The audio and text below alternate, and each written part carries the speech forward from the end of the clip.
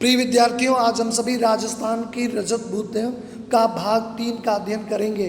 पूर्व के भागों में हमने देखा कि राजस्थान में पानी, जैसे इसके शीर्षक है, पानी की बूंदों की तुलना रजत यानी चांदी से किया गया। कितनी कीमती है।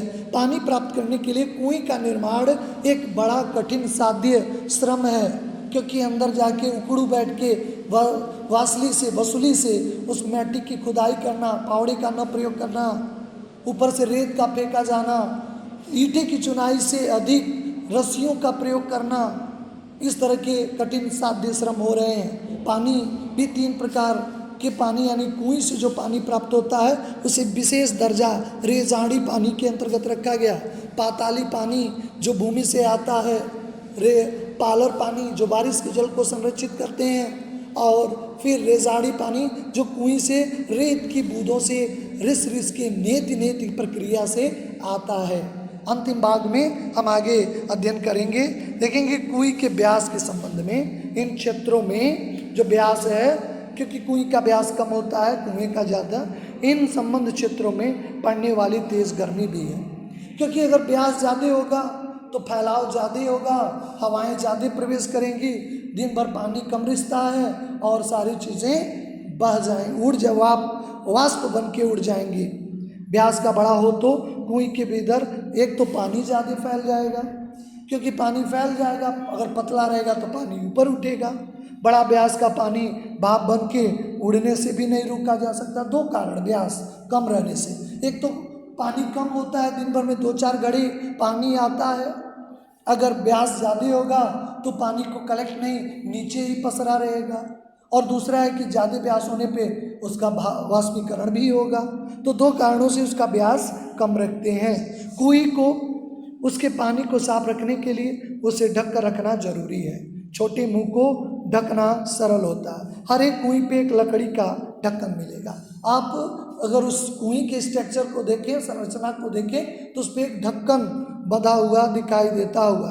कहीं कहीं खस की टट्टी, जो खस की टाटी बनाई जाती है, वहाँ पे खस की टट्टी जो होती है वो एक घास होती है स्पेशल, जिसपे उसमें यानी गर्मी को कंट्रोल करता है। यानी कूलर में देखें जो घास का प्रयोग होता है वो खस की घास होती है, ये गर्मी को नियंत्रण करता है। कूलर में प्रयोग किया जाता है इसका। घास फूस या छोटी छोटी टहनियों से बने ढक्कन का भी उपयोग किया जाता है। जहाँ नई सड़कें निकलती हैं और अपरिचित लोगों की आवक जावक बढ़ जाती है, वहाँ पे अमृत जैसे पानी, मीठे पानी की सुरक्षा भी करनी पड़ती है। जहाँ पे भीड़ भाड़ इलाके में अगर कुएं है तो इसकी सुरक्षा भी सुनिश्चित करनी होती है, क्योंकि दिन भर में 2-4 घड़ी ही मिलेंगे। भीड़ भाड़ या सड़कों पे है और सड़क के किनारे कोई नल है तो उसका उपयोग लोग ज़्यादा करते हैं। तो चूँकि पानी वहाँ अमृत के समान है, पूरे दिन में 1 ही 2 घड़े मिलने हैं, 3 घड़े मिल सकते हैं, तो इसकी संरक्षण भी बहुत जरूरी है। जहाँ जहाँ पानियाँ नहीं आती, टैप से सप्लाई होता है, तो वहाँ के टैप में की भी होता है, आप उसमें चाबी से लॉक भी कर सकते हैं। तो वहाँ भी इसी तरह की व्यवस्था थी। इन इलाकों में कई कुइयों के ढक्कन पर छोटे छोटे ताले भी लगे हुए हैं। ताले कुएं के ऊपर पानी खींचने के लिए लगी गिरनी और चक्री पे लगाए जाते हैं। कुएं गहरी बनी तो पानी खींचने की सुविधा के लिए उसके ऊपर गिरनी या चक्री भी लगाई जाती है। अगर ऊंचे बन गए, देखो गिरनी होती है, आप पढ़े होंगे मशीन में जो है गिरनी भी आती है, उससे कम बल लगाना पड़ता है। गिरनी एक ऐसा मशीन है जिसमें अगर 2 बांस, 2 बल्लियों के बीच में एक बल्ली, उस पर गिरनी और रस्सी हो, तो हमें अगर सीधे कुएं से पानी खींचे तो ज़्यादा बल लगाना पड़ता है, लेकिन अगर गिरनी या चक्री से खींचे तो कम होता है। इसे अन्य शब्दों से गरेड़ी, चरखी, फरेड़ी आदि शब्दों से भी इसे बुलाया जाता है। कहते हैं कि फरेड़ी लोहे की 2 भुजाओं पे भी लगती है, लेकिन प्रायः एक गुलेल के आकार की, गुलेल आप देखे होंगे, यानी 2 टहनियों को काट के गुलेल बनाया जाता है, आकार के एक मजबूत तने को काट कर उसमें आर पार छेद करके लगाई जाती है। इसे औड़ाक कहते हैं। औड़ाक पे चरखी के बिना इतनी गहरी और सकरी कुएं से पानी निकालना बहुत ही कठिन हो जाता है। औड़ाक और चरखी, चडसी, जो चडसी होती है, यहाँ वहाँ बिना टकराए सीधे ऊपर तक लाती है, ऊपर तक ला देती है। कहते हैं चरसी आप जानते हैं पहले कपड़े का होता था, यानी बाल्टी से तो पानी निकल नहीं पाएगा। एक चरसी एक थैला होता है, क्योंकि पानी नीचे ही होता है, चरसी पूरे धरातल तक पहुंच जाता है, तो इसलिए बीच में पानी छलक के गिरता नहीं है, इसे खींचने में भी सुविधा होती है। खड़िया पत्थर की पट्टी एक बड़े भाग से गुजरती है, उस पूरे हिस्से में एक के बाद एक कुइयाँ बनती हैं, पता चल जाता है। यानी पट्टी एक लाइन से होके जाती है, तो उसी लाइन में कई कुइयाँ बड़े आसानी से बन जाती है। एक बड़े साफ सुथरे मैदान में 30-40 कुइयाँ भी पास बनी होती हैं, यानी 25-30 फीट की दूरी पे, उतनी दूर के रेतों का, क्योंकि अब कंफर्म हो गया है कि पट्टी अब यहीं पे होगी, तो 30-40 फुट की दूरी पे कुइयाँ बन जाती हैं। हर घर की एक कुई, हर घर पे परिवार बड़ा है तो एक से अधिक कुई, कम से कम एक घर में एक कुई का उपयोग सबके सामूहिक रूप से बना लेते हैं। सबका अपना अपना कुई होता है। जिसका परिवार बड़ा होता है उसे 2 कुई बनाने की आवश्यकता होती है। निजी और सार्वजनिक संपत्ति का विभाजन करने वाली मोती रेखा कुई के मामले में बड़े विचित्र ढंग से मिट जाती है। हर एक की अपनी अपनी कुई है, इसमें विवाद नहीं होता है। उसे बनाने, उसे पानी लेने का हक जो निर्माण करता है उसका होता है। लेकिन कोई जिस क्षेत्र में बनती है वो गांव समाज की सार्वजनिक जमीन है, लेकिन जिसकी ज़मीन में बनती है वह सार्वजनिक सहकारी क्षेत्र की ज़मीन होती है। उस जगह बसने वाला पानी ही बाद में वर्ष भर की नमक की तरह सुरक्षित रहेगा। इस ज़मीन का दुरुपयोग नहीं करेंगे, क्योंकि जो पानी बरसता है वही रिस के आता है। इसी नमी से साल भर कुइयों में पानी जो है भरता रहता है उसमें, और नमी की मात्रा तो वहाँ हो चुकी वर्षा से तय हो जाती है कि नमी कितना है और कितना बनी रहेगी। उस क्षेत्र में बनने वाली हर एक नई कुई का अर्थ है, अपना विशेष अर्थ है। पहले से तय नमी का बंटवारा, इसलिए निजी होते हुए भी सार्वजनिक क्षेत्र में बनी कुइयों पे ग्राम समाज का अंकुश होता है। भले ही आप अपने से निर्माण कराएं, लेकिन उस पर जो ग्राम समाज यानी सरकार का एक तरह से नियंत्रण रहता है। बहुत ज़रूरत पड़ने पे समाज ही नई कुइयों के लिए अपनी स्वीकृति देता है। यानी जैसे शहरों में आप अपना फ्लैट बनवाना है तो अपने ढंग से नहीं, आपको वहाँ के विकास प्राधिकरण से, आपको वहाँ के नगर निगम से आपको एक नक्शा पास कराना होता है। ठीक वैसे ही अगर कुइयों का भी आपको निर्माण कराना है तो आपको कोई न कोई परमिशन की आवश्यकता होती है ग्राम समाज के। एक दिन सोने का अंडा देने वाली मुर्गी, समझिए सोने की मुर्गी जो अंडा देने वाली मुर्गी है, चिर परिचित कहानी को जमीन पे उतारती है। जैसे एक मुर्गी की कहानी सुने होंगे जो रोज सोने की अंडा, वैसे ही यहाँ भी एक तरह समझिए सोने के अंडे के समान चांदी जैसा कीमती पानी भी एक कुई देती रहती है, क्योंकि बूंद बूंद के लिए लोग तरस जाते हैं। इससे दिन भर की बस 2-3 घड़ा मीठा पानी ही निकाला जा सकता है। इसलिए प्रायः पूरा गांव गोधूली बेला में कुइयों के ऊपर आता है। गोधूली आपको बता दें ऐसा समय जो दिन और रात के बीच का समय हो।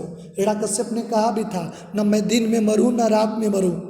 नरसिंह भगवान, न मनुष्य न मारे मुझे न जानवर माने, न अस्त्र से मरूं न शस्त्र से मरूं, न मैं तो घर में मरूं न बाहर मरूं। इसलिए हिरण्यकश्यप को मारने के लिए नरसिंह भगवान ने नाखूनों का प्रयोग किया। आधा शरीर उनका जो था मनुष्य का था और आधा शरीर जो था उनका जो शेर का, बाघ के जैसा था। घर के अंदर बाहर जो कोने का जगह है वहाँ पे गोधूली बेला, न दिन होता है न रात होता है, उस बेला में उनकी जो है उसे दुराचारी की मारने का काम किया था। उसने उससे कहा भी उन्होंने, नरसिंह भगवान ने, देखो तुम्हारे ही जो तुमने तपस्या करके वर मांगा उसी के अनुरूप, न तुम दिन में मर रहे हो न रात में, न तुम घर में मर रहे हो न तो बाहर, न तो तुमको मनुष्य मार रहा है न जानवर, मैं बीच का अवस्था का हूँ, न आधा मनुष्य हूँ आधा जानवर हूँ। तो इस तरह गोधूली बेला या न दिन और न रात का समय जो होता है उसे गोधूली बेला कहते हैं। कुइयों पर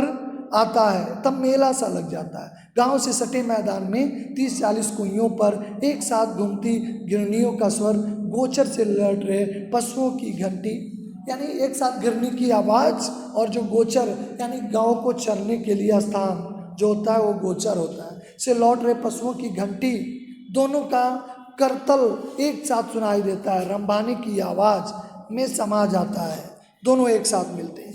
2-3 घड़े भर पानी पर डोल और रस्सियां समेट ली जाती हैं, कुइयों के ढक्कन पर वापस बंद हो जाते हैं।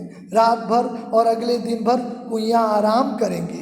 रेत के नीचे सब जगह खड़िया की पट्टी नहीं है, इसलिए कुएं में भी पूरे राजस्थान में नहीं मिलेगी। चूरू ये जगह है राजस्थान का, बीकानेर, जैसलमेर और बाड़मेर कई क्षेत्रों में ये पट्टी चलती है। इसी कारण यहाँ गांव-गांव में कुइयाँ ही कुइयाँ हैं। जैसलमेर में एक गांव में खड़ेरों की ढाणी 120 कुइयाँ थीं। लोग इसे 6 BC यानी 20 में 6 गुना के नाम से जानते हैं। कहीं कहीं इन्हें पार भी कहते हैं। जैसलमेर तथा बाड़मेर में कई गांव के कारण ही आबाद हैं, इसलिए उन गांवों के नाम पर भी पार पर ही है। आज भी देखें यहाँ भी अधिकतर गांव के नाम पार ही, अधिकतर पार आते हैं गांव के नाम पे। ऐसे वहाँ पे कुइयों के नाम पे भी पार शब्द जोड़ा गया है, जैसे जानरे आली पार, सिगरू आलो पार, ये सब राजस्थान के गांव हैं। अलग अलग गांव जगहों पे खड़िया पट्टी के अलग अलग नाम हैं, जैसे चारोली, धाधड़ो, धड़धड़ो, ये सब पट्टी के नाम हैं। कहीं बिट्टो रो बिल्लियों के नाम से भी जानता है। राजस्थानी भाषा में इन पट्टियों के नाम हैं से जाने जाते हैं। यह तो कहीं पट्टी इस पट्टी के नाम से खड़ी भी है, और इसी पट्टी के बल पर, जो ये कट्टी के बल पर खारे पानी के बीच मीठा पानी देती है, ये खड़ी रहती है कुएं। इस तरह आपने देखा इन्हीं के बल पे, इन्हीं पट्टियों के बल पे ये पानी हमें प्राप्त होता है। ये पट्टी न होती शायद वह जल भूगर्भी जल हो जाता। इस तरह आपने देखा कि राजस्थान में किस तरह पानी के लिए हो रहा है संघर्ष, और उसमें आराम देता है आपका जो है कुएं। अब तो सरकार ने तमाम संसाधनों को विकसित कर दिया है। तमाम संसाधन जो बढ़ चुके हैं, बन चुके हैं, जिनके माध्यम से जो है वहाँ पे आज जल जो उपलब्धता है। लेकिन कुएं एक समय राजस्थान के लिए वरदान ही है। काफ़ी कठिन श्रम आप सभी ने पूरे चैप्टर में देखा कि उनकी कभी कभी जान पे आ जाती है, हवाएं नहीं मिल पाती हैं, इसके लिए वे संघर्ष करते रहते हैं। किस तरह वे अपने संघर्ष को करते हैं, और विशेष काम है उनके लिए जो चिनाई का काम करते हैं, इसका निर्माण करते हैं। उन्हें एक विशेष रकम देने के साथ साथ उन्हें एक गांव में उत्सव के में शामिल किया जाता है, और जो भी पढ़ने वाले त्यौहार या उत्सव में उनको आदर सहित आमंत्रित किया जाता है। आमंत्रित करने के साथ साथ उन्हें कुछ न कुछ हम नेक भी देते हैं। इस तरह कुइयाँ कहीं कहीं पे आपको जो है सड़कों पे, सार्वजनिक जगहों पे रहती हैं, तो उनकी सुरक्षा भी की जाती है, क्योंकि पूरे दिन घड़े 2 घड़े पानी ही मिलते हैं, और सार्वजनिक जगह पे रहेगा तो लोग आएंगे और उसे पी जाएंगे। इनके पट्टियों के भी कई नाम आपको दिखाई देते हैं, जैसे धड़ धड़ो, धड़, तमाम, बिट्टू रो बिल्लियों, ये सब का नाम है। इन खड़ियाँ पत्थरों की ही देन है कि यहाँ पे जो कुइयाँ हैं का निर्माण होता है। कुइयों पे अधिकार भले ही निर्माण कोई कर ले, लेकिन जो अधिकार होता है वह अधिकार ग्राम समाज का होता है, ग्राम सभा का होता है। क्योंकि जो ज़मीन होती है, क्योंकि कोई निजी घर में तो बना नहीं सकता है, क्योंकि रेत कहाँ मिलेंगे, क्योंकि रेत ही रहेगा तो रेत के जो पानी ही रिस के आते हैं। इसीलिए इनके पानी को भी रेजाड़ी पानी कहते हैं, और पानी को नापा रेजा में ही जाता है। इसलिए चूँकि ये बारिश के पल पानी ही रेतों में संरक्षित रहते हैं, लेकिन इन्हें भूगर्भी जल या पाताली जल नहीं माना जाता है। इन्हें पालर पानी भी नहीं, रेजाड़ी पानी के नाम से जाना जाता है। अगर कुएं का निर्माण कराना है तो हम सभी को परमिशन लेना पड़ता है। किससे? ग्राम सभा से। ग्राम सभा के बिना अनुमति के इसका निर्माण नहीं किया जा सकता है। यानी जब भी किसी कुएं का निर्माण करें, और कुछ सेक्टर हैं जैसे जैसलमेर, तमाम, यहाँ पे आपको एक पट्टी एक विशेष लाइन में चलती रहती है। वो पट्टी एक विशेष क्षेत्र, यानी एक साथ 30-40 कुइयों के भी अस्तित्व मिले हैं। और विशेष जैसे वहाँ के मारवाड़ ब्राह्मण हैं, वो जो अब अनुसूचित जाति कहलाते हैं, उन्हें विशेष अनुभव था इन पट्टियों के बारे में। वह तुरंत वो जान जाते थे। मिट्टी को देखकर, अंदर के रेत की स्थिति को देखकर भी पट्टी का पता लगाया जा सकता है। इस तरह आपने देखा कुएं का निर्माण वहाँ के लिए वरदान है, किसी खुशी से कम नहीं है। समझिए कि उनके जीवन में एक बड़ी उपलब्धि है अगर कुएं सफलतापूर्वक पट्टी की प्राप्ति हो जाती है और कुएं में पानी रिसने लगता है तो उनके जीवन की, क्योंकि जल है तो कल है, जल है तो जीवन है, अगर जल नहीं है तो जीवन भी हमारा सुरक्षित नहीं है। इसलिए वो जल संरक्षण कुएं के माध्यम से वहाँ कुइयाँ अमृत बन के बरसती हैं। इस तरह ये चैप्टर यहाँ पे समाप्त होता है। अगले वीडियो में आप सबसे मुलाकात होती है इसकी समरी के साथ, इसके प्रश्न उत्तरों के साथ। चलिए आपसे विदा लेते हैं, धन्यवाद। हिंदी उत्कर्ष चैनल को आप लाइक और सब्सक्राइब करें ताकि आपको नई वीडियो का अपडेट मिलता रहे और आप अपने ज्ञान का अर्जन करते रहें।